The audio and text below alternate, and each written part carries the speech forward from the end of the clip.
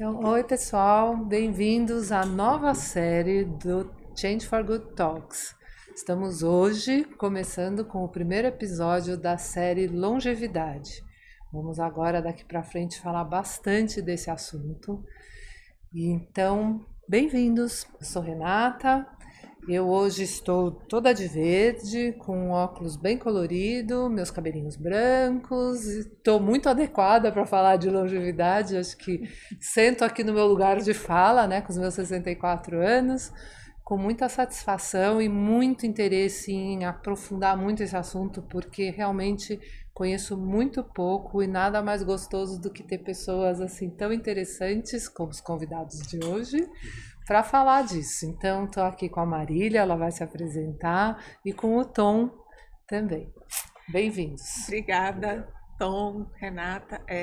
Eu sou a Marília, sou pesquisadora da área de envelhecimento. Eu tenho uma tese e tenho um livro também que é Envelhecendo com Smartphones no Brasil Urbano. E eu fiz uma pesquisa de 16 meses com pessoas idosas em São Paulo. Então, um pouco do tópico que a gente vai falar hoje está no meio dessa pesquisa. Eu tenho cabelo curto, sou morena, tenho olhos claros. Hoje estou com uma blusa branca e uma saia preta e estou muito feliz de estar aqui. Bem-vinda. Eu também estou muito feliz, obrigado pelo convite. Eu acho que quanto mais espaço a gente tiver para falar sobre esses assuntos, melhor. Eu acho que eles são super necessários. Sou Tom Almeida, eu fundei um movimento que chama Infinito, que ele promove conversa sincera sobre viver e morrer. Então, assim, muitos assuntos que as pessoas evitam falar e a gente convida essas pessoas para terem essas conversas de diferentes formas. A gente vem fazendo isso já faz 7 anos. Falamos sobre morte, sobre longevidade, sobre terminalidade, sobre luto. E, como eu disse, sobre viver e morrer, porque tudo isso tem a ver sobre como a gente vive, né? Tenho cabelo curto, meio grisalho, bigode também grisalho. Tô com óculos com uma armação amarela e uma camisa azul. Olha, mais interessante é a gente começar o nosso primeiro episódio dessa série para falar justamente, né, o tema de hoje é propósito e finitude, ou seja, a gente vai começar pela morte, né? E eu sei que vocês têm aí uma explicação muito interessante para isso, né? Então, entrego aí a palavra, Marília, por favor. Eu acho que o Tom pode começar, porque o Tom vai falar de uma perspectiva que depois eu entro na perspectiva da minha pesquisa, mas eu acho que o Tom pode começar. Legal, eu acho que a gente estava até, né, nos bastidores aqui começando a falar sobre isso, que muitas vezes, assim, hoje, assim, temos que partir desse ponto que a morte é um baita tabu, né? O sexo era um tabu há alguns anos atrás, que ninguém falava, hoje é uma coisa muito mais aberta. E a morte é um grande tabu, que as pessoas evitam de falar. Elas sempre acham que em algum momento vai dar tempo e é uma coisa que não precisa. Tem algum lugar na nossa mente que, assim, se eu não falar, ela não vai acontecer. Eu não quero lidar com isso. Só que, infelizmente, 100% de chance que a gente vai morrer. Mesmo sem falar. Mesmo sem falar, a gente vai. Só que falando, tem algo que é muito incrível que acontece. E isso não é algo que eu criei. Na verdade, se a gente for olhar diversas culturas milenares e religiões e crenças que olham para a morte como uma perspectiva sobre a nossa própria vida. Então, assim, falar sobre a morte, olhar e ter consciência nos faz refletir sobre as escolhas que a gente vem fazendo. Desde quando eu passei a me dedicar a esse tema, depois em algum momento eu vou contar isso nas conversas, trouxe para mim muito mais consciência sobre a minha vida, sobre as escolhas que eu estou fazendo, como eu estou vivendo, sobre as escolhas, o que eu estou postergando que talvez eu me arrependa, o que eu tenho que trazer mais para perto em relação às minhas relações. Não às vezes também pode surgir, né, algum entendimento que, assim, é um carpe diem, então, já que eu vou morrer, chuta o balde e vamos, não é por aí, mas é no sentido de realmente fazer as escolhas e trazer. Então, assim, falar sobre a morte é onde eu trago a urgência da vida, onde eu trago essa nossa questão de honrar o que nos foi dado, que é essa possibilidade de estar aqui tendo uma conversa interessante, mas que o momento vai acabar. Então, mais nessa perspectiva de trazer, eu acho que também tem a ver, né, que a gente também vai falar sobre o propósito. Também, assim, qual é o meu papel? Que marca eu quero deixar nesse mundo, independente da crença. Eu acho que também tem muito relacionado à crença. Tem pessoas que acreditam numa vida após morte. Tá tudo certo. Independe do que você acredita. É sobre o viver agora. Como trazer a importância e o privilégio de estar aqui hoje. Sim. Então a morte nos inspira para isso. E muitas vezes as pessoas dizem, nossa, mas que coisa mórbida. Não tem um encontro, e eu faço diferentes tipos de encontro, né? Para promover essas conversas, eu falo assim que muitas pessoas não querem participar, então eu tenho que fazer diferentes convites. Então eu convido através de uma palestra, através de um podcast, através de uma sessão de cinema, através de um jantar, através de muitos posts que a gente faz no Instagram, textos, entrevistas. Então são diferentes convites. E dessa forma, as pessoas vão chegando. E não teve um encontro que eu fiz onde a conversa foi pesada. A gente até chora, a gente até se emociona, porque quando a gente fala sobre morte, também a gente fala sobre algo que é muito importante, que é a intimidade, é conexão. Talvez em algum momento eu vou falar coisas que são muito importantes para mim. Talvez eu fale de pessoas que já se foram e que são joias. E vocês também. Então a gente está compartilhando intimidade. Então toda vez que a gente fala sobre isso, não é algo mórbido. Na verdade, ele é muito bonito, assim.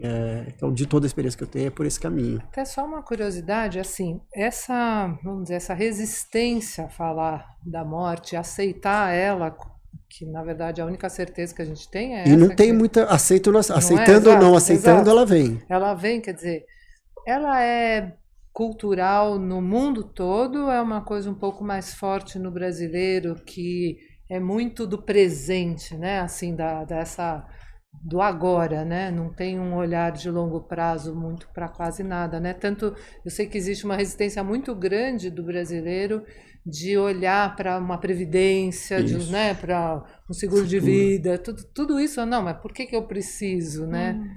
Eu acho que é tudo isso, acho que tem a ver com o nosso perfil, varia de cultura para cultura, em diferentes lugares. No Ocidente, no Oriente, eles olham mais para isso, eles aceitam, eles incluem a morte como parte da vida, e não o oposto da vida. Como a gente usa aqui é o oposto, é vida ou morte.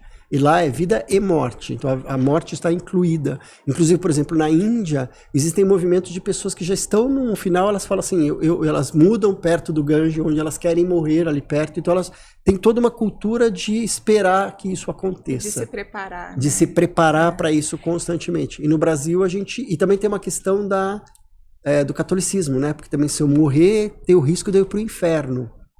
Então tem a culpa, então tem uma questão religiosa também. A gente é um país predominantemente católico, isso vem mudando, mas tudo isso tem um impacto também.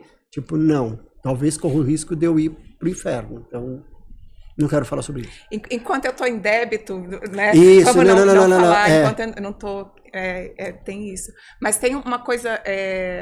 também, assim, universal com relação à morte. Eu estava lendo... Eu te falei, né? Eu estava lendo um texto antes de vir para cá, de um filósofo que eu gosto muito, que é o Edgar Morin, e ele tem um texto que chama Sapiens Demens. Mas antes de falar do Demens, né, do nosso lado muito louco, ele fala do Sapiens, e ele fala que o que fez o Homo Sapiens foi a consciência da morte. Sim. Porque quando a gente percebe a finitude, a gente começa é como se fosse assim, destrava todo um aparato simbólico, ritualístico, de como que se faz para que não acabe ali, né? Então, desde por que a gente deixou de deixar os corpos para trás e passou a fazer uma cova com as pedrinhas em cima e ter um simbolismo ali, um ritual, né? Então, isso a morte, se tem uma certeza, é a morte, né? Então, é como se a gente desafiasse a nossa mortalidade nas coisas que a gente constrói durante a vida e até a morte, né? Então, quando a gente produz alguma coisa, quando a gente faz os laços, né? Quando a gente fala muito do nosso legado. Né? Então, assim, isso a gente pode morrer, né? O Morin, ele fala do duplo, o nosso duplo, né? Assim, ele tá nas coisas também que a gente faz, né? Nas coisas que a gente produz.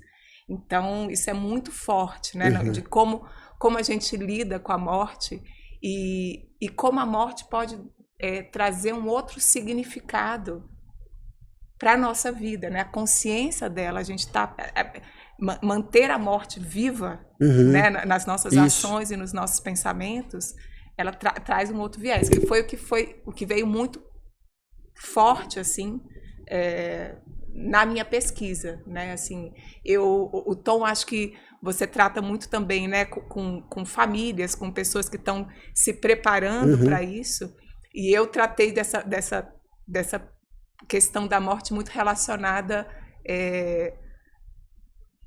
ao que eu vou fazer em vida ainda, né? Assim, então acho que vai dar um bom o tempo, né, da vida. Um bom, porque a questão do Sapiens é isso. A gente foi o que percebeu a questão temporal, né? A questão de que não, eu posso me planejar. O passado tem uma temporalidade aqui, então eu posso existir nessa temporalidade. Então é um grande marco, né, para a gente pensar. Eu gosto muito de dizer assim, de pensar da forma assim, a consciência real da nossa finitude, que é uma coisa que eu venho trabalhando. Então, por mais que eu fale, a consciência real mesmo, talvez ela venha através de muita meditação e pensamento sobre isso, que eu venho me esforçando, através de um diagnóstico, quando você recebe um diagnóstico real de uma doença grave, daí realmente te coloca num outro lugar, e efetivamente a terminalidade, né?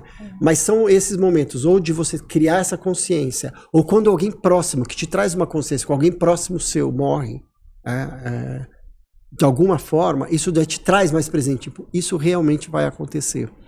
E eu falo que muitas vezes essa consciência é o Waze, aquilo que quando você vai para um caminho, dele fala recalculando a rota.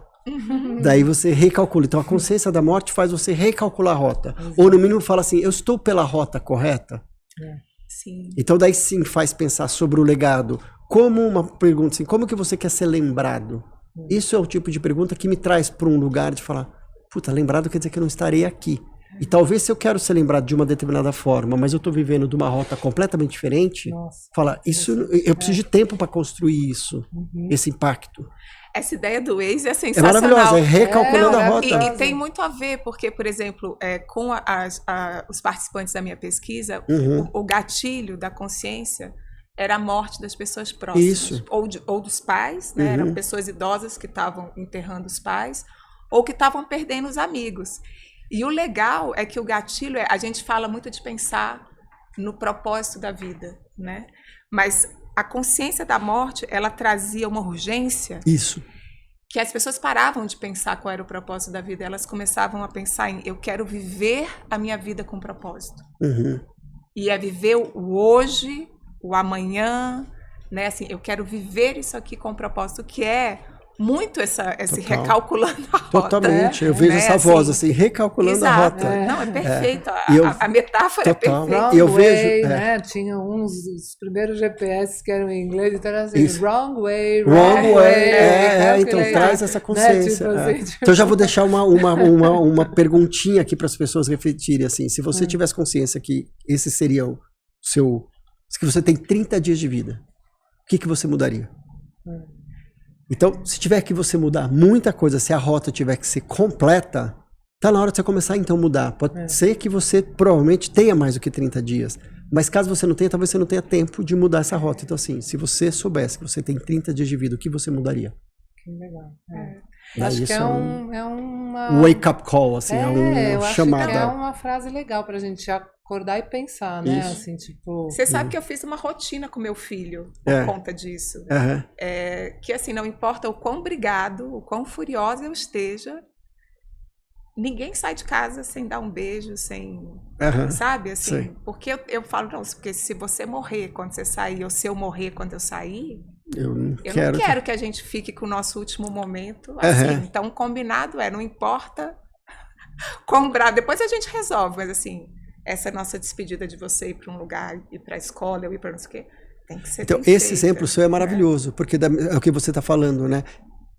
Com a consciência de que o momento, esse fim vai chegar, você está construindo uma constância de sempre estar beijando seus filhos, vocês estarem se beijando. Então, ou seja, daqui você está construindo um hábito diário de vocês sempre, né? Entendeu? Então tem a consciência do fim está impactando o seu dia a dia com o seu filho. Total. E de uma forma leve, não é de uma forma você vai morrer, não, é o hábito de incluir alguma coisa nessa rota. Não, parece uma ideia tão interessante, até porque você faz assim, vamos dizer, você limpa a história todos os dias, né? Assim, então ela realmente, às vezes até, seja lá o que for que tivesse ali dificultando esse beijinho, né? Assim, ao dar e saber que vamos deixar a nossa história limpinha, porque se a gente se separar agora, de alguma forma, a gente vai ter uma lembrança gostosa. Né? Quer dizer, essa sensação é muito boa. Se a gente aprender a viver assim, eu acho que a gente vai ser muito menos amargo. E no final, o que mais importa, então assim, de depoimentos de pessoas em final de vida. Tá? Então tem até um livro bem famoso de uma enfermeira australiana, eu acredito, que era assim, os arrependimentos que as pessoas têm antes de morrer. Um deles era, eu queria ter trabalhado menos, eu queria ter dito mais para as pessoas que eu amo, eu queria ter vivido mais a minha autenticidade, a minha verdade da forma que eu vivo, e não em função do que as pessoas gostariam que eu vivesse. Então, e no final, e eu vejo, já acompanhando vários pacientes e pessoas próximas e tudo mais, que assim, no final o que vale é a conexão. Sim. São as pessoas que estão perto. Eu fui amado, eu amei.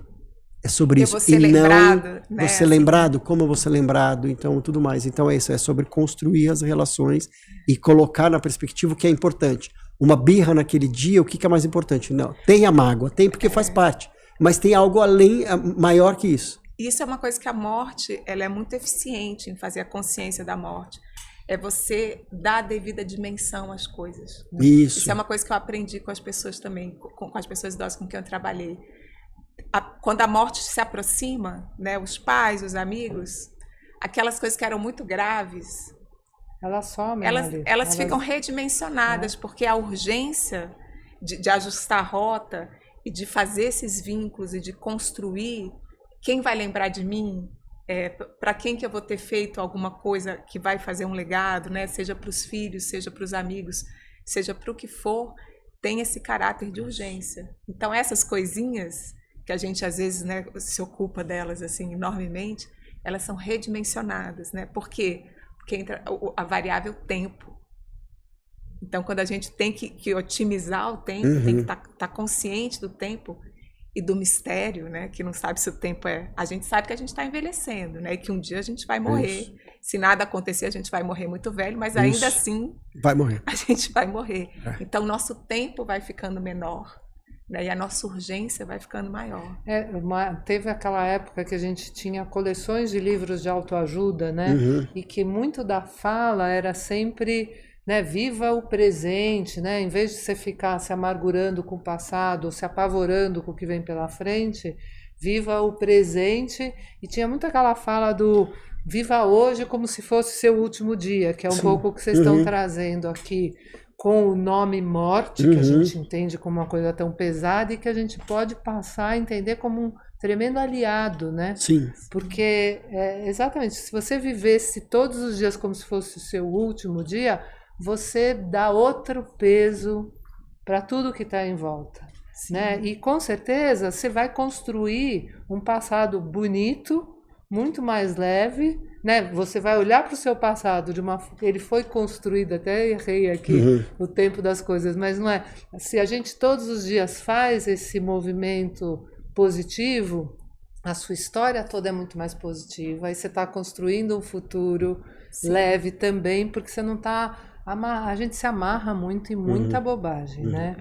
Então, acho que o duro é a gente lembrar todo dia, mas tem que pôr na geladeira, sei lá, tem que pôr no espelho, para a gente todos os dias olhar para isso de verdade, né? Uma participante da minha pesquisa que ela cuidou do pai, idoso até morrer.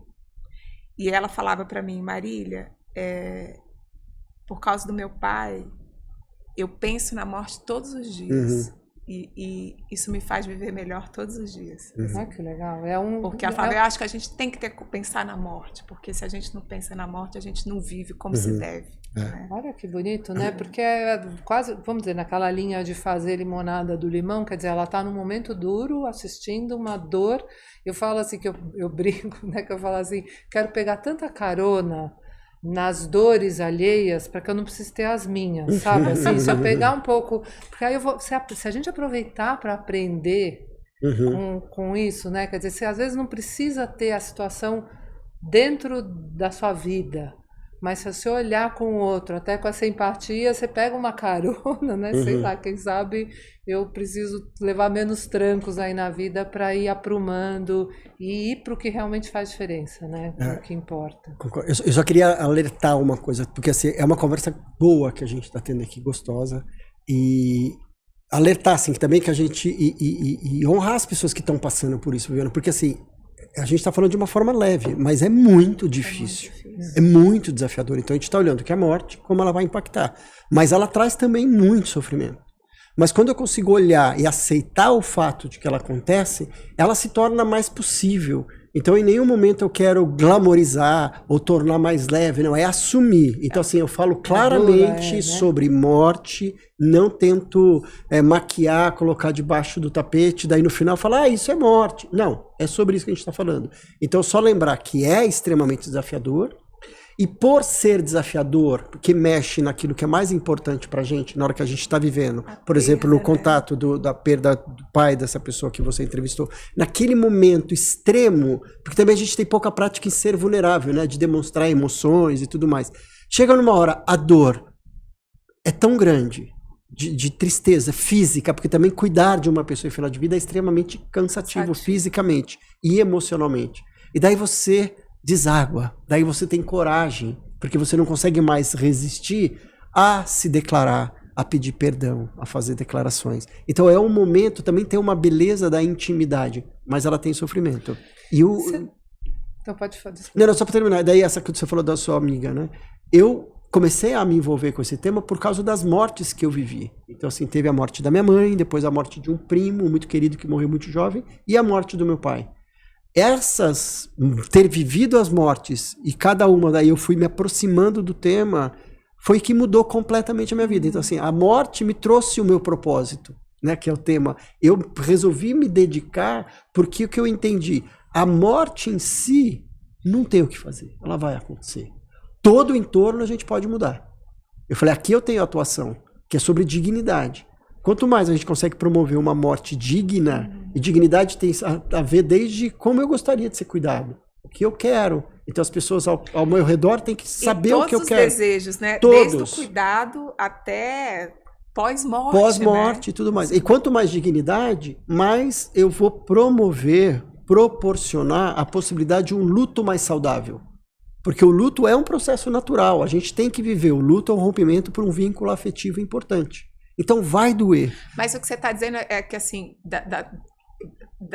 de também ajudar as pessoas a se organizar logisticamente. Também logisticamente, falar sobre si, perguntar sobre as pessoas que estão ao seu redor, como elas gostariam, o que é importante, porque muitas vezes assim, alguém é internado, então daí o médico chega e fala assim, estamos com esse momento, para que caminhe, que lado vamos? E às vezes sobra para você tomar uma decisão super arriscada sobre a vida de uma pessoa que você ama. Isso é muito verdade. Eu lembro que durante esse processo da minha pesquisa, eu fiquei muito consciente disso, né? Uhum. E eu lembro de eu pegar o telefone e ligar para o meu pai, ligar para minha mãe e perguntar, falar, olha, se você morrer hoje, eu não sei se você gostaria de ser enterrado, se você gostaria de ser cremado. O que você gostaria, né? Você gostaria que alguma coisa sua fosse para... Porque, por exemplo, quando o meu avô paterno morreu, a única coisa que se sabia era que o título do Flamengo era do meu pai. o título de sócio do Flamengo era do meu pai. O resto não se sabia. Então, eu falei, gente, eu não tenho a menor ideia do que meus pais querem. Não tenho a menor ideia. Então, é um pouco sobre isso. É sobre isso, desde questões estruturais mesmo, financeiras. Quanto mais você adiantar essa distribuição e conversas claras e documentos, vai evitar muito sofrimento. Preparadas para essas não conversas? estão. Na verdade, porque a gente posterga, né? Mas, por exemplo, com meu pai, trazendo meu pai de novo como um exemplo, meu pai, antes da morte dele, ele ficou um tempo internado e numa fase bem crítica, que a gente achou que talvez ele morresse naquele momento. E daí chegou o momento que ele talvez tivesse que fazer uma cirurgia no intestino, ia ser uma cirurgia super invasiva, super arriscada, então estava na pauta, talvez tenha que fazer cirurgia. E os médicos conversando comigo, com meus irmãos, a decisão ia ter que ser nossa. Tipo, que caminho? Será que vale a pena esse investimento não financeiro, investimento de cuidado e tudo mais? O quanto isso vai trazer alívio, o quanto vai trazer sofrimento?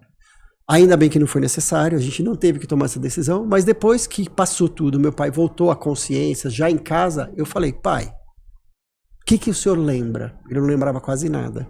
Falei, então, aconteceu isto, a gente ia ter que tomar uma decisão sobre esse tipo de cirurgia. Se isso acontecer de novo, o que a gente faz? Ele falou, eu não quero uma cirurgia desta forma. Me deixe em paz. Não quero uma coisa que seja super invasiva, eu tô bem. Então, e daí conversamos mais coisas. Algumas decisões que a gente teve naquela conversa e de uma outras conversas, eu cuidei disso no final da vida dele. Então isso também, né, para terminar até aquele raciocínio que eu estava fazendo sobre o luto, me trouxe uma narrativa de falar assim, eu cuidei do meu pai do jeito que ele queria até o último momento, inclusive eu cuidei depois.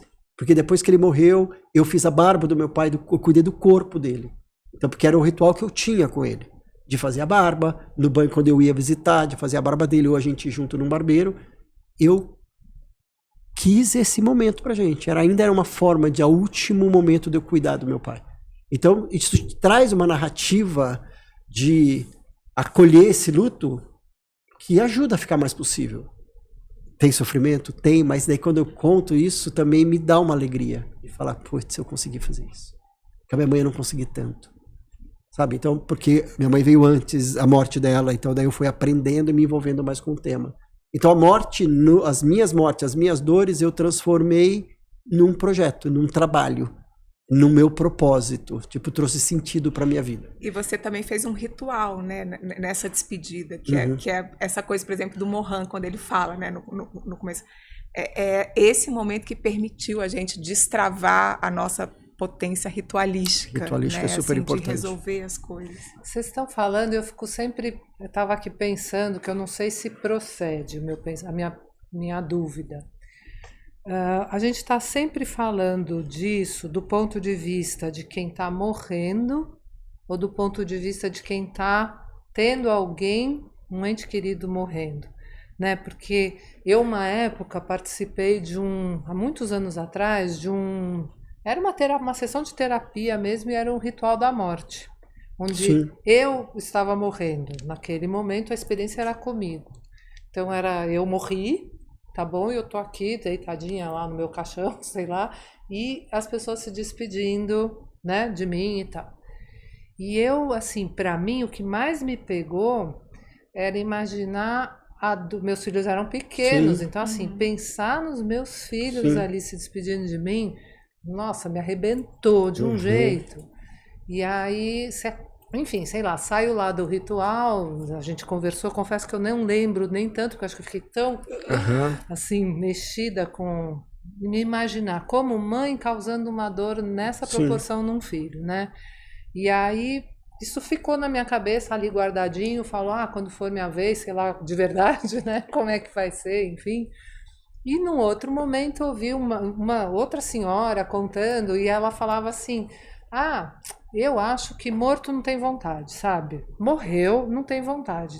Quem ficou, que faça o que for melhor. Enfim, eu acho que cada morto tem lá suas vontades ou não vontades, né, que seja.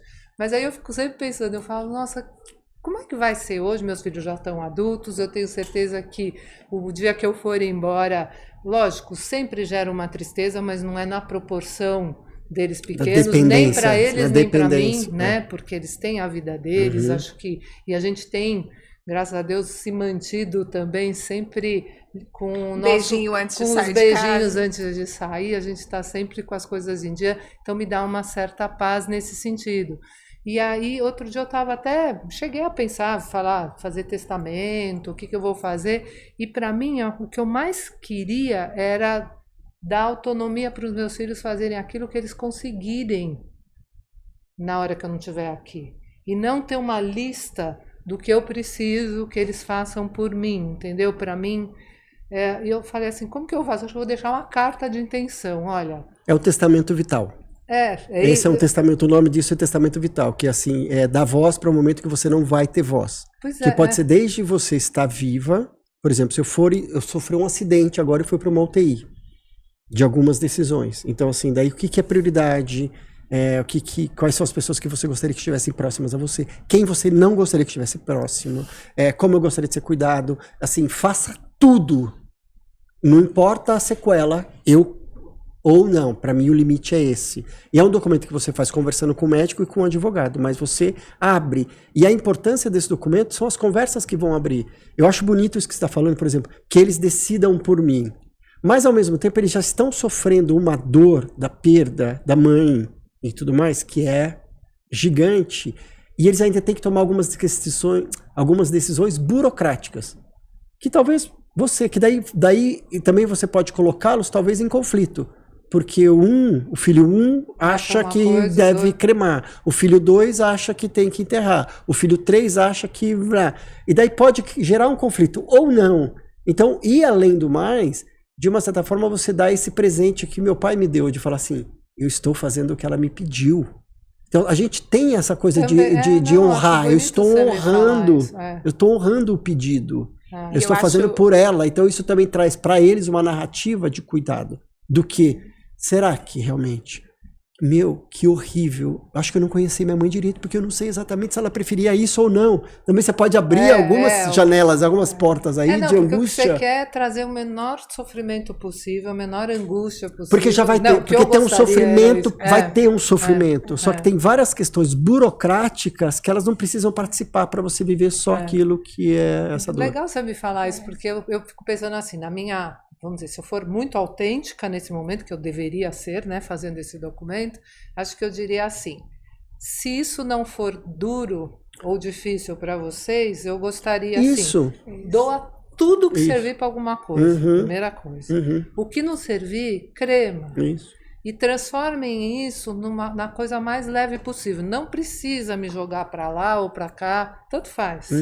Entendeu? Assim, para mim ali já está resolvido. Entendeu? Assim, tipo... e também, se vocês conseguirem, se não for possível, se vocês não conseguirem, o que vocês fizerem, tá valendo. Não é uma coisa assim inegociável. Aqui são os meus desejos. Mas se não for possível, o que vocês decidiram, eu tenho certeza que vocês são capazes. A forma como eu criei vocês, eu confio que vocês vão estar me amando daquela forma. E eu acho muito legal essa perspectiva dos irmãos. Sim. Porque assim, a gente está aqui conversando das famílias harmoniosas. Meus filhos, eu e os meus irmãos, tal. Mas, por exemplo, o que eu observei, né, é que tem muita família em que tem muita crise entre os irmãos. A maioria. Então, assim, né, eu não quis falar a maioria, eu quis ser mais... E principalmente em momento de sofrimento também. Porque assim, já cada um existe, né, um histórico, às vezes, de desavença e tal. Então, assim, se não puder... E eu acho que eu entendo isso que o Tom está falando. Se a administração da morte dos pais, em que já é o luto em si, né, da perda, se eles puderem ser poupados em alguma coisa que pode virar mais um atrito, é melhor, né? Ainda mais, então assim, né, que a gente está falando, não, meus filhos, né, como se fosse a coisa mais harmônica, mas no dia a dia entre irmãos, eu pelo menos eu observei entre as pessoas que eu trabalhei muitos, porque imagina, a gente está falando de irmãos com 60, 70 anos, no meu caso, né, da minha pesquisa, enterrando os pais ou se despedindo dos amigos. Então, são crises de 50, 60 anos entre irmãos. Então, ter esse alívio de, pelo menos nessa hora, não ter que negociar, né, com o irmão. E a morte impacta, por exemplo, uma mãe com 5 filhos. Cada filho vai viver o luto de uma forma. Porque cada um tem um tipo de relação. Apesar de seus papéis sociais, filho e mãe, mas cada um tem uma relação, cada um tem um tipo de contexto, de repertório, de tudo mais. Então pode gerar um sofrimento desnecessário, que ele pode ser antecipado. E quando você falou do retiro, é super importante esse tipo de coisa, de trazer consciência, né? Eu estou organizando um retiro agora em junho, onde eu estou trazendo um convidado internacional, um amigo próximo que trabalha com isso, com pacientes em final de vida há 30 anos. E trabalha muito na filosofia do budismo, zen, de meditação. Então vai ser um retiro de muita meditação, roda de conversa e exercícios e tudo mais, para a gente olhar para a nossa própria morte. Vão ser 4 dias aí num hotel, no meio da natureza, porque inclusive a natureza é uma baita professora para a gente olhar todos esses ciclos e tudo mais. Então a gente vai vivenciar isso que que vocês... Vou até aproveitar e deixar o convite aqui, caso alguém tenha interesse, tem algumas vagas ainda para esse retiro, legal. que vai ser bem bonito. Não, eu assim, até tenho uma desculpa ótima, que eu estou indo para Portugal semana que vem, provavelmente não estarei aqui na época que você fizer, porque na verdade eu me lembro que eu saí de lá assim, eu falei, nossa, meu Deus, não sei se eu tenho coragem de viver isso de novo. Tamanha emoção, porque Sim. não é assim, eu acho que é de uma emoção muito forte, né? É muito forte isso. Bonito. Realmente, eu falei, nossa, acho que foi uma das experiências mais fortes que eu vivi. E óbvio que para mim acho que me trouxe muito, vamos dizer, muita consciência e muito aprendizado, né? Acho que vou ter coragem um dia, porque eu sou muito de me meter onde eu não dou conta, sabe? Assim, eu adoro entrar nos lugares que eu não sei se eu vou dar conta. Porque... É nesse que a gente está pensando, a gente está pensando de uma forma muito cuidadosa, muito carinhosa. Não vai ter esse extremo de estar deitado, morrendo, não. Mas é de meditações mesmo, de olhar e refletir muito sobre isso, até justamente para se apropriar. Eu acho que é bem o que eu estou propondo a fazer, é que seja um retiro meio desse de recalculando a rota. Tem muitas pessoas que estão nos procurando assim, estou numa fase que eu não sei o que eu quero. Então trazer essa consciência para daí conseguir priorizar o que realmente é importante. Eu aqui estou sentindo isso aqui quase uma sessão de terapia forte, né? Acho que eu vou depois ligar para o meu terapeuta e falar, olha, vamos marcar uma para eu digerir isso aqui. Boa. Não, mas você falou uma coisa, Tom, que mexeu muito comigo, de você ter ganhado do seu pai, de presente, Sim. a chance de ter o prazer de oferecer para ele aquilo que ele queria. Porque... eu acho assim, eu também sou uma pessoa que tenho muita dificuldade em receber. Eu adoro dar, mas eu sei muito pouco receber. Sim. E eu me lembro assim que eu falo, a minha sogra para mim foi um exemplo de vida, principalmente no fim da vida dela, porque ela adorava receber. Maravilhoso. E não tem nada mais gostoso de você fazer alguma coisa para quem gosta de receber, né? E eu falo assim, ai meu Deus, será que eu vou ficar... Eu não sei se vou morrer velhinha, mais velhinha, né? Assim, já, com certeza, velhinha ou mais velhinha. Mas eu falo assim, eu preciso aprender a receber. A chance... Porque eu não sei ser cuidada. Então, a chance que a gente... Se tudo der certo, você vai ter que ser cuidada. Assim, 9 em cada 10 pessoas, né, por tudo isso a gente está vivendo muito mais e tudo mais, nós vamos viver o processo de morte. Como a gente está vivendo 80, 90, 100 anos, então assim, diagnósticos como câncer, Alzheimer, e são diagnósticos que daí a gente vai viver muitos anos com esses diagnósticos. Às vezes é uma doença incurável, mas que a gente vai viver durante muitos anos por causa da evolução de cuidados paliativos, da medicina e tudo mais. Então a gente vai ter que aprender, a gente vai ter que ser cuidado.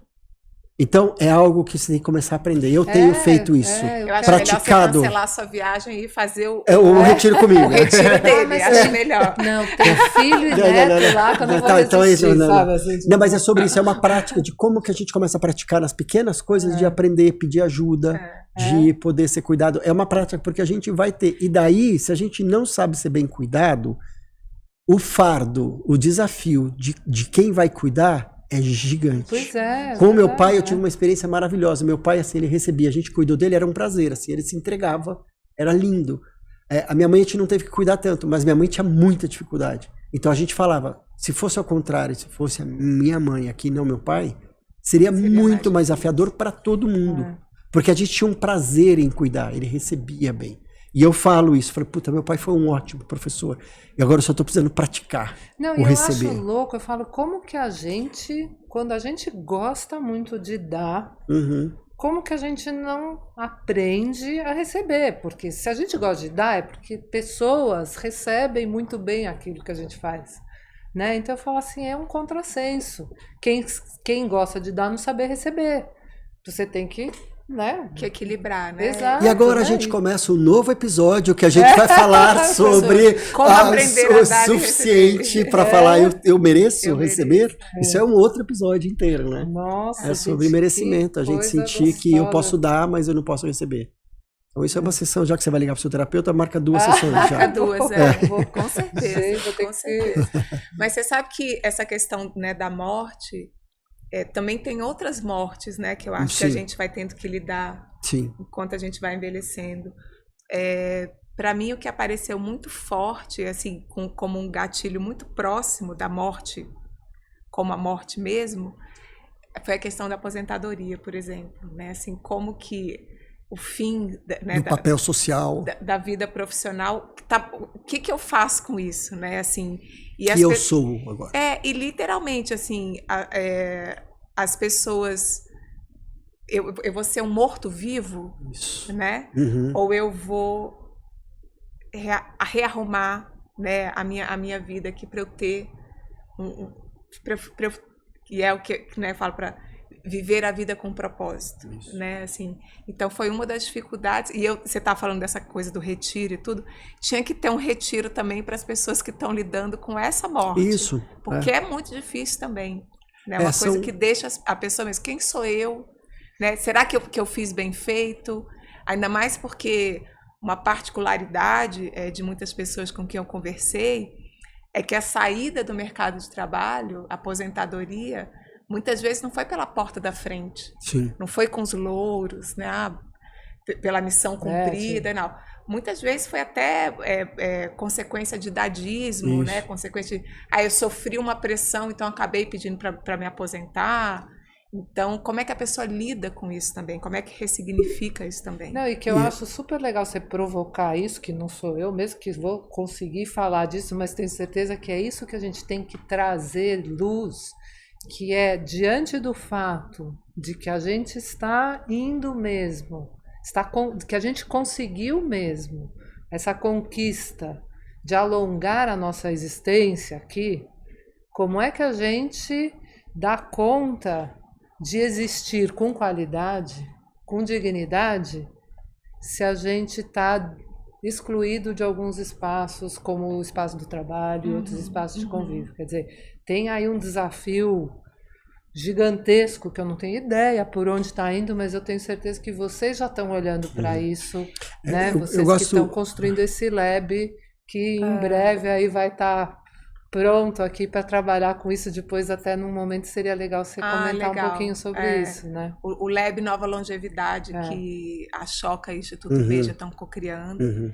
e que uma das coisas, né, um dos pilares que a gente trabalha é essa questão da conexão social, do propósito de vida e de como isso vai reverberar no modo como a gente se coloca mesmo no mundo, até como um agente de transformação, né, ao longo de toda a vida. Então, de que maneira que a gente é motivado e que a gente encontra, sabe, esse viver a vida com propósito, deixar um legado, construir um mundo melhor. Como é que a gente se articula para isso? Eu acho que muito do laboratório vai ser sobre isso também. Maravilhoso. Eu gosto muito desse exemplo que você trouxe da aposentadoria, que realmente é uma morte simbólica, né? Não é uma morte concreta, e ela gera um luto também na aposentadoria. E o luto, como eu estava falando, é um processo natural, que é entre o rompimento da vida que ela existia e como eu me reorganizo nessa nova vida.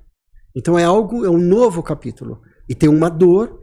Então e o processo do luto, ele é um movimento pendular, que eu estou direcionado para a dor, para o sofrimento, e daí eu vou para o outro lado, que é me reorganizar a minha vida, pensar e dar um novo passo. E eu volto para o sofrimento, e eu vou reconstruindo a vida. Então vai nesse pêndulo, até que cada vez mais eu vou aprendendo a me portar nesta nova vida sem aquilo. Ou seja, uma pessoa que eu amava, que morreu, ou o emprego, quem eu era, como eu me apresento, como que eu começo a andar e me sentir confortável nesse novo papel. Então é um processo. Eu imagino que isso, hoje em dia, que a gente vive numa sociedade onde a nossa identidade está 100% atrelada ao trabalho, que isso não é uma verdade universal, não foi uma verdade, né? Não foi verdade anos e anos atrás, não é? É um pouco novo em termos de existência, né, da humanidade. A nossa identidade está tão atrelada ao trabalho. Quer dizer, a hora que ela está, porque hoje, né, é a Marília da Choca, é a Renata do Change, é o Tom do infinito, e assim a gente vai. Quer dizer, e a hora que a gente não é isso? Né? Quem a gente é? Você sabe que tem um exemplo muito bonito, porque eu acho que Tom, o que você está falando é assim, existe uma transição, né? O luto, seja ele qual for, ele é um espaço de pensar uma reinvenção possível, né? Tem um livro que eu li uma vez que chama Breaking the Watch, e que ele fala da aposentadoria, eram de norte-americanos, que eles, assim que eles se aposentavam, eles ficavam reclusos na casa e eles iam reformar o jardim. E aí eles iam se organizar. Sim. Arrumando o jardim. Então, eles não estavam sem fazer nada, eles estavam se sentindo úteis, eles estavam produzindo, mas eles estavam resguardados.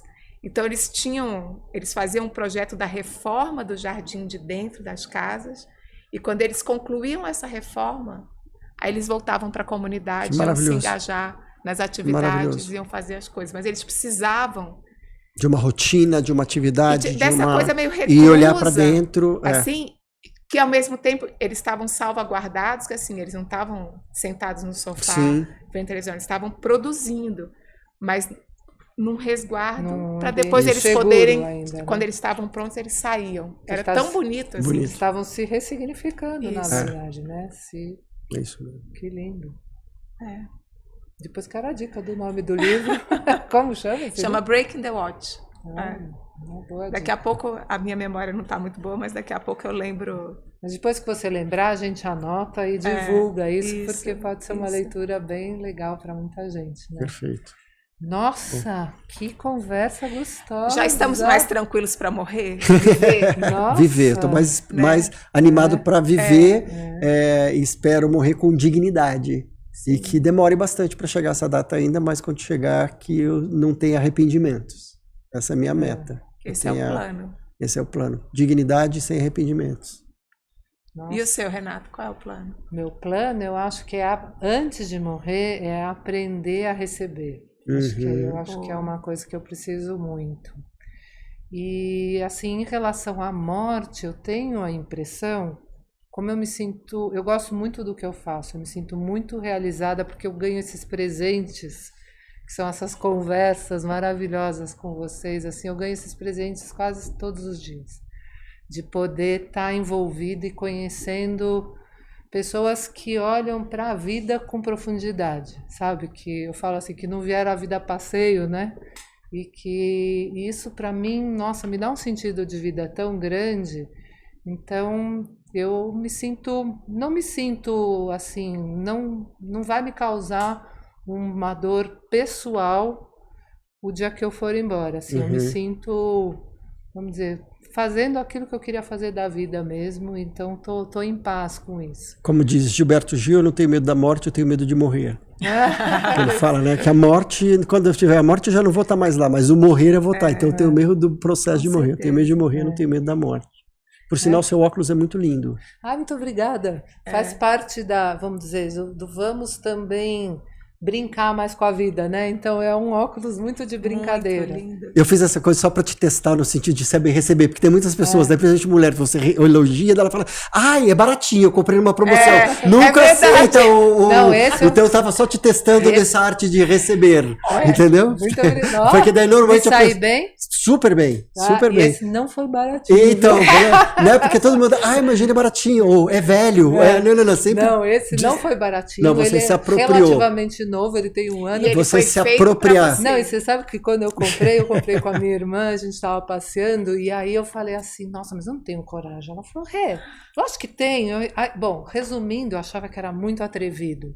Hoje eu acho ele tão básico. Vou falar próximo, não sei o que vai ser. Mas você recebeu muito bem. Boa, só queria te testar. Tá de parabéns. Tá te testando. Parabéns, gente, que delícia de conversa. Muito obrigada. Olha, obrigado pela confiança de estar aqui para a gente começar essas conversas que vão ser incríveis, né? E foi um prazer ter vocês. Se vocês quiserem aproveitar aí para fazer uma fala que motive também as pessoas que estiverem nos escutando aí a ter coragem de olhar para a morte.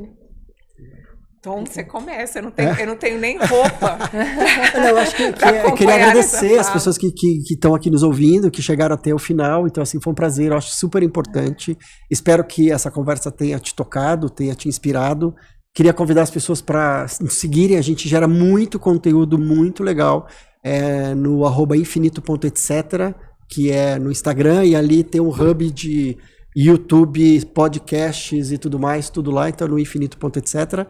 E eu faço um trabalho também voltado especificamente com pacientes e familiares elegíveis a cuidados paliativos, que é uma abordagem da medicina para pessoas que vivem doenças graves, que é o @paliativas. que é do Instituto Ana Michele Soares, que eu sou presidente também, então eu faço esse trabalho também voltado para cuidados paliativos. Convido as pessoas a chegarem lá, que tem bastante conteúdo bem bonito e importante. Obrigado. Vai ser uma delícia.